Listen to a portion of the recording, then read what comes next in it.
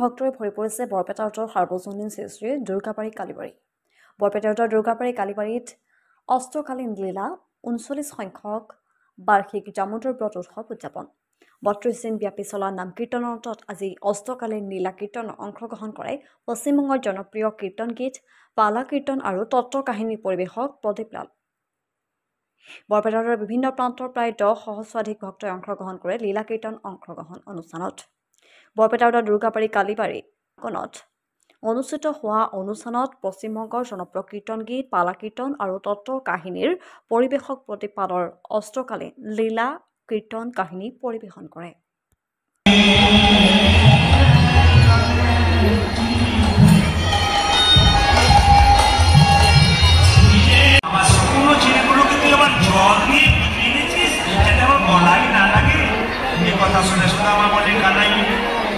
আমি আনেবারে কালে সুপর্ণ চিনি নিয়েছিলাম, কিন্তু রাস্তায় মনে মনে ভাবছিলাম আমার কানাইকে লোকে সোনার থালায় রূপোর থালায় কত পাইস দেয়, কিন্তু আমি চোখে সুপর্ণ চিনিটাকে কেমন করে দিলে এই কথা ভাবতে ভাবতে আমার চোখের জলে চিনি ভিজে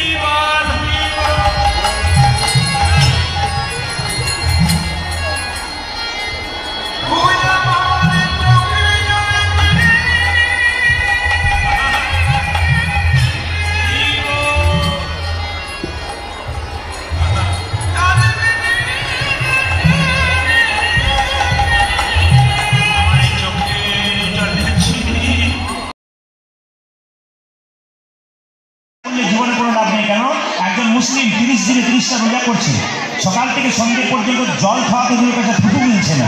আর আমাদের সব জায়গায় লজ্জার ব্যাপার, আপনি খেতে পাবেন বাঙালি শুধু না, অন্যান্য জাতির মানুষ এখন বাংলা জানে তারা বুঝতে পারে, আবার অনেকে বলতে পারে না কিন্তু বুঝতে খুব ভালো পারে। আচ্ছা একটু হাত তুলে বলবেন, তার আগে জিজ্ঞেস করি আপনারা যারা কীর্তন শুনছেন, সংসারে ভগবানকে পাওয়া যায় না সংসারে বাইরে পাওয়া যায়? জোরে বলুন, একটু জোরে বলুন। আমি কিন্তু শুনতে পাচ্ছি না, জোরে বলুন। সংসারে পাওয়া যায়। দেখুন আপনারা তো বললেন, একটা বাচ্চাও বললো সংসারে পাওয়া যায়। আচ্ছা একটু বলি তাহলে বুঝতে পারবেন। ঘর বাড়ি ত্যাগ করে বলে কৃষ্ণ হরে হরে, তুমি দিয়ে যাই বৃন্দাবন, তুমি দিয়ে যাই বৃন্দাবন।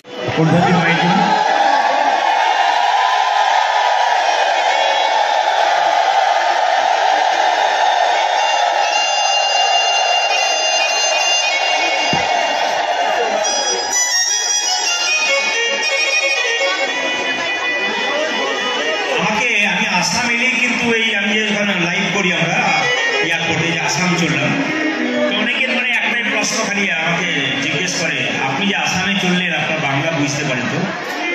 এই কথা খালি আমাকে সবাই বলে, আপনি আসামে যে আছেন আসামে বুঝতে পারেন।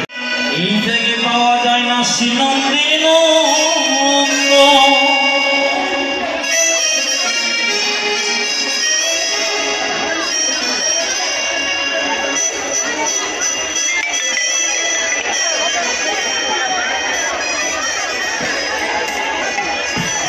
কথা বলবো, আসবেন না এখন, ফোটা দেবেন না, দিদিকে বলবো ফোটা দেবেন না, একবার বন্ধ করুন, ডিস্টার্ব হবে, কীর্তন শুনবে না কিন্তু। ঘর বাড়ি ত্যাগ করে বলে কৃষ্ণ হরে হরে, তুমি দিয়ে যাই বৃন্দাবন, বাড়ি ছেড়ে তো চলে গেছে, ভটকে তার মনে আছে, এইটাকে পাওয়া যায় না শ্রীনন্দের নন্দন। ভাইরা ঘর সংসার ত্যাগ করে বৃন্দাবনে যাচ্ছেন, মাঝ রাস্তায় মনে পড়ে গেল আমার মেয়েটার বিয়ে হয় নাই, ছেলেটার চাকরি হয় নাই, এরকম কিছু চিন্তা গোবিন্দ বাবার চান্সটার জীবন এখানে দেওয়া আছে, ঘরে মন আছে, আপনার কোনো লাভ নেই। আবার কি বললো, কেমন ভাবে পাবেন? জনক ঋষি রাজা দেবী পূর্ণত্যাগী ছিলেন তিনি, কোনদিন সংসার ত্যাগ করেন নাই, সোনার পুরীতে বসে থাকতো, মনকে সেজে গোলকে রাখতো। এইরকম যদি ত্যাগী হওয়া যায়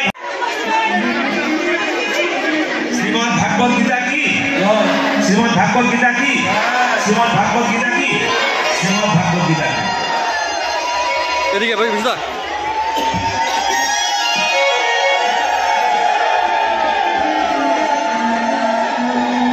জীবনে কোনো লাভ নেই। কেন? একজন মুসলিম 30 দিনে 30টা রোজা করছে, সকাল থেকে সন্ধ্যে পর্যন্ত জল খাওয়াতে দূরের কাছে থুতু মিলছে না। আর আমাদের সব জায়গায় লজ্জার ব্যাপার, আপনি খেতে পাবেন। শ্রীমদ ভাগবত গীতা কি? শ্রীমদ ভাগবত গীতা কি? শ্রীমদ ভাগবত গীতা কি? শ্রীমদ ভাগবত গীতা কি? এদিকে ভাই বুঝলা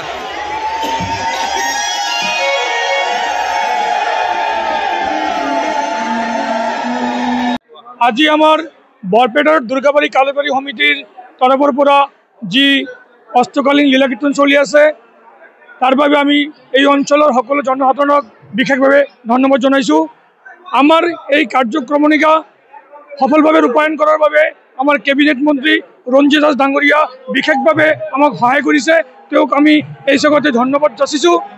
আমাৰ এই যে কাৰ্যক্ৰমণিকা চলি আছে তাৰ মূলত হ'ল আমার এই অঞ্চলের ভক্তমান রাইজ যদি সুশৃঙ্খলভাবে আমার এই কার্যক্রমণিকা উপভোগ করে তেতিয়াহ'লে আমার এই কার্যক্রমণিকা সফল হ'ব বুলি আমি আশা রাখোঁ। আৰু আমি বিশেষভাৱে সকলো জনসাধাৰণক আহ্বান জনাওঁ যে এই কাৰ্যক্ৰমণিকা যেন সুশৃঙ্খলভাৱে পৰিচালিত হয়, সেইকাৰণে আপোনালোকৰ সহায় সহযোগিতা একান্তভাৱে কামনা কৰিলোঁ। অহাকালি আমাৰ 64 মহন্তৰ ভোগ আছে। মই এইবাৰ উৎসৱ কমিটিৰ সাধাৰণ সম্পাদক সাধাৰণ সম্পাদক বাবুল সাহা, মই সকলোকে 64 মহন্তৰ ভোগত অংশগ্ৰহণ কৰিবলৈ অনুৰোধ জনালোঁ। জয় নিতাই গৌৰ হৰি।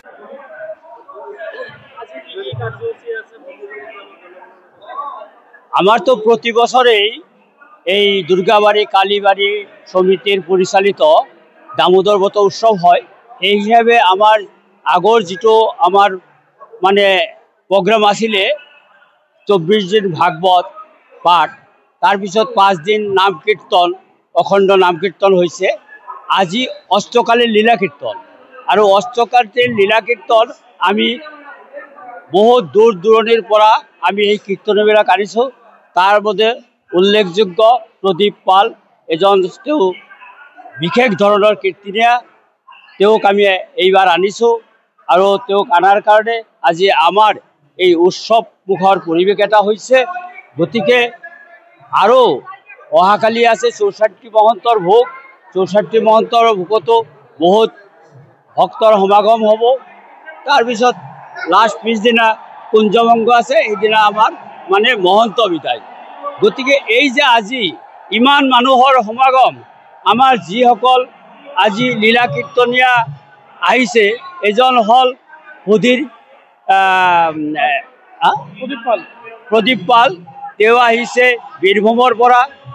এজন আহিছে নদিয়াৰ পৰা, তেওঁৰ নাম হ'ল অপৰ্ণা মণ্ডল। আৰু এজন আছে গোপাল দাস বাবাজী, তেওঁ নদিয়াৰ পৰা আহিছে। আবেলি আৰু 9:30 আমাৰ তেওঁৰ আছে ৰূপ, 9:30 ৰূপ হ'ব। গতিকে আমাৰ তাৰপিছত আৰু ৰাস হ'ব, ৰাস গাইব অৰ্পণা মণ্ডল। গতিকে অলৰেডি আমাৰ এই প্ৰগ্ৰামবিলাক আজি এনেকৈয়ে চলি থাকিব। আমি মানুহৰ ভক্তবিলাকৰ সুবিধাৰ কাৰণে 3টা LED আমি লগাই দিছোঁ, স্ক্ৰীন লগাই দিছোঁ, যাতে তেওঁলোকে সুন্দৰভাৱে এইটো উপভোগ কৰিব পাৰে। এটা বহুত বিভিন্ন জিলাৰ পৰা, বৰপেটাৰ বাহিৰৰ পৰাও বহুত মানুহ আহিছে। আমি বিজনী আনকি গোৱালপাৰাৰ পৰাও মানুহ আহিছে, আমি বৰপেটাৰ পৰা মানুহ আহিছে, মুন্দিয়াৰ পৰা মানুহ আহিছে, বিভিন্ন জাগাৰ পৰা আহিছে। মোটামুটি 7,000-8,000 মানুহ হৈছে। কালীবাড়ি সমিতিৰ উদ্যোগত 1 মাহ ব্যাপী সনাতন হিন্দু ধৰ্মৰ যিটো ৰীতি নীতি আৱাজ, যিটো ৰাইজৰ মাজত প্ৰচাৰ কৰাৰ জন্য যে প্ৰচেষ্টা, সেই প্ৰচেষ্টা আজি আমি ইয়াতে অষ্টকালীন লীলা কীৰ্তনৰ মাধ্যমত আহি পালোঁ। আজি ৰাতিপুৱা 5:30 বজাৰ পৰা ইয়াতে লীলা কীৰ্তন চলি আছে।